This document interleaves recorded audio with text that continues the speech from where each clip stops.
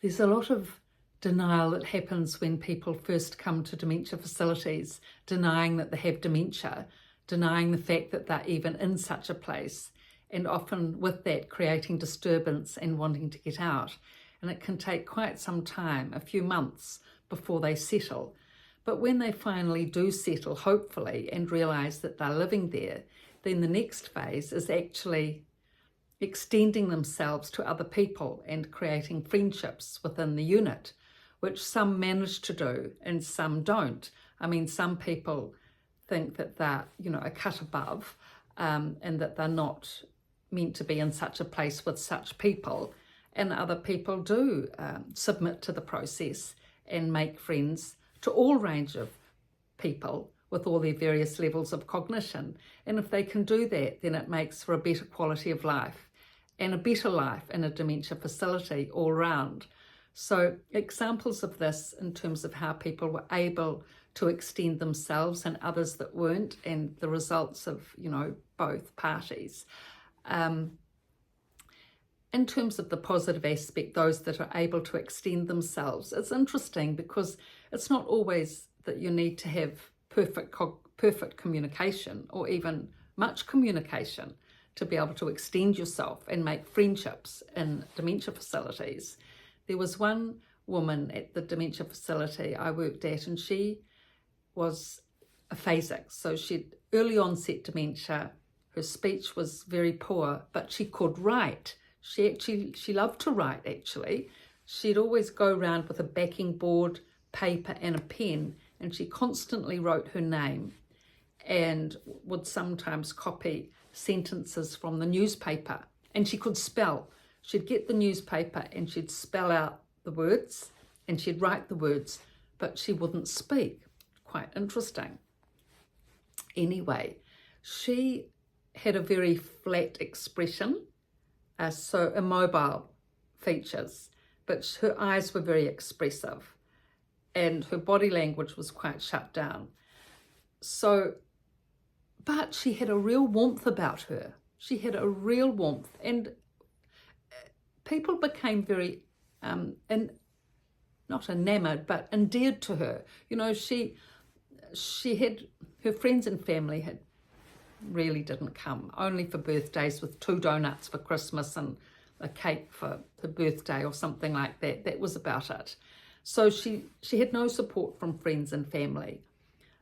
She just had the staff at the unit and the residents at the unit, and there she was. She was an intelligent woman in her day. She'd been a nurse, a highly qualified nurse, but now she was in this situation. But because of her pleasant manner, her eyes, her expression, her warmth, she just had a nice energy about her, a nice persona. She never got aggressive or angry or upset. I mean, she got into a bit of mischief at times, like setting off the fire alarms quite often, which was not exactly helpful. But aside from that, she was good. And so because of, and she did extend herself to others actually, because she didn't spend time on her bed in her room and just lie down all day. She'd spend all day in the lounge. I mean, she could easily get to her room. She knew she had the direction orientation to get there independently actually, but she chose to stay in the lounge with everyone else, and everyone got to they liked her because she was pleasant, because she was, low key, and she had a nice manner about her, and she extended herself in the sense that just really her presence actually, because she wasn't communicating. In contrast, there was another lady who was unable to extend herself to others and had a very poor quality life as a result. She was highly intelligent. She'd been a university lecturer in history and geography. She had come out from England, so she didn't have friends or family here, and she hadn't married. So she didn't have any visitors as a result of that, except for a couple of former students who used to come and visit her, but only once or twice. So really she was on her own, but she did have, someone had the mercy to bring in a huge pile of crosswords. She was fantastic at crosswords.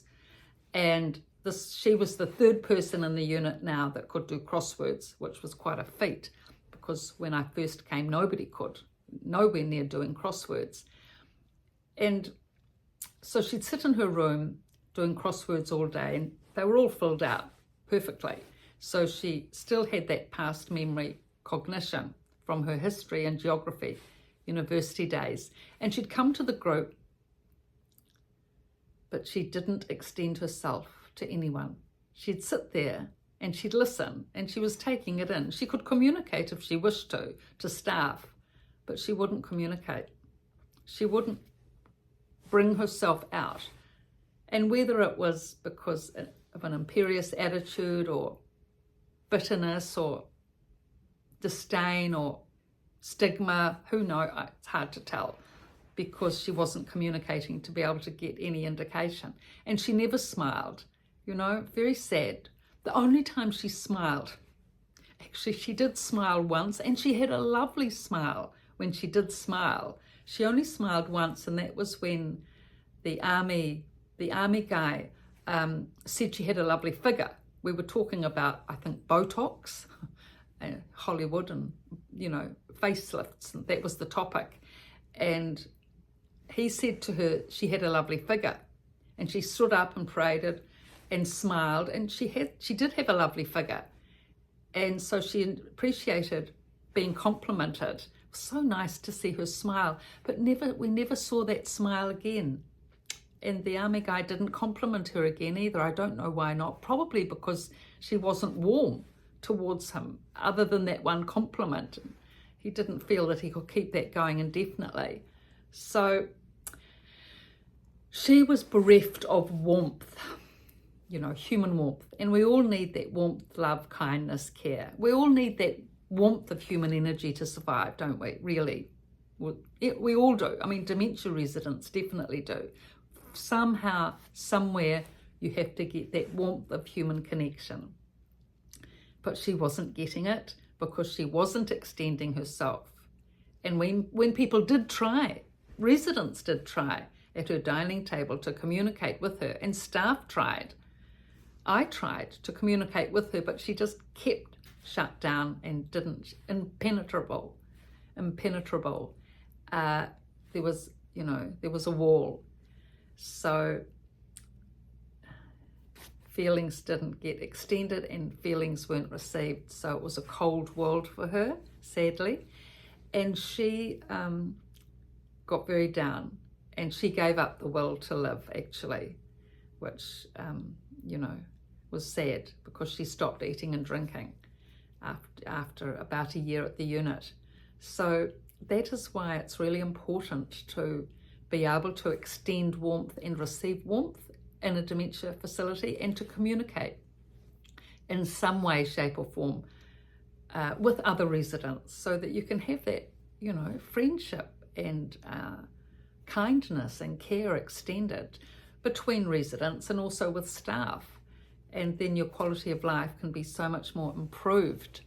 So these two books, The Resident's Voice and The Resident's Rise from a Dementia Unit, I've written both books. The first half of the book being a novel on the days of our lives of dementia residents, and all their challenges that they have to face, and, you know, opportunities that they garner, even living in dementia facilities, you know, all their trials and tribulations, and their achievements through their trials and tribulations. And the second half of the book is the epilogues on the positive practical techniques for relatives to be able to help their family members in dementia facilities. So thank you for your correspondence and your likes and viewing and all the rest of it. And thank you for subscribing. I really appreciate that. Thank you.